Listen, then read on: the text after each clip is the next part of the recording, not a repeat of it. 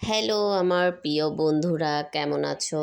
সবাইকে সুন্দর সুন্দর একটা দিনের শুভেচ্ছা জানিয়ে শুরু করছি আজকের ব্লগ।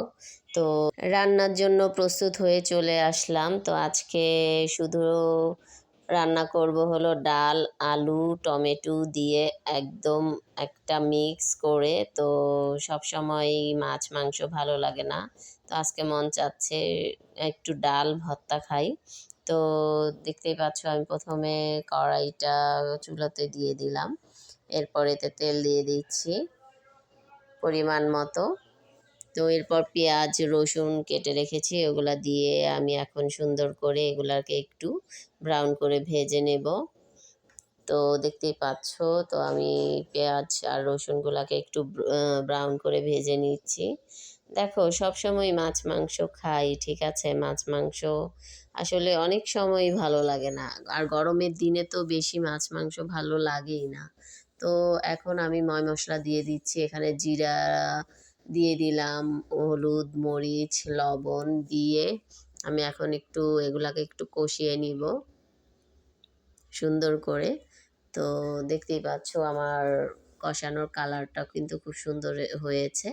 তো এখন আমি টমেটো দিয়ে দিচ্ছি। টমেটোটা একটু নরম হয়ে আসলে এরপরে আমি এতে ডাল আর আলু দিয়ে দিব। তো তো তোমাদের কার কিভাবে দিন কাটছে, কার পেজের কি অবস্থা, পেজ নিয়ে যারা যারা কাজ করছো তারা কিভাবে ইমপ্রুভ হচ্ছ, অবশ্যই শেয়ার করবে কমেন্টের মাধ্যমে।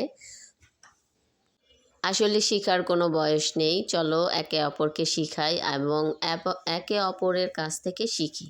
তো এভাবেই আমাদের দিনগুলা যদি যায় তাহলে অবশ্যই ভালো কিছু হবে। আমরা যদি একে অপরের সাথে শেয়ার করে সব কিছু করি তাহলে হয়তো মানে সামনের দিকে এগোতে সাহায্য হবে।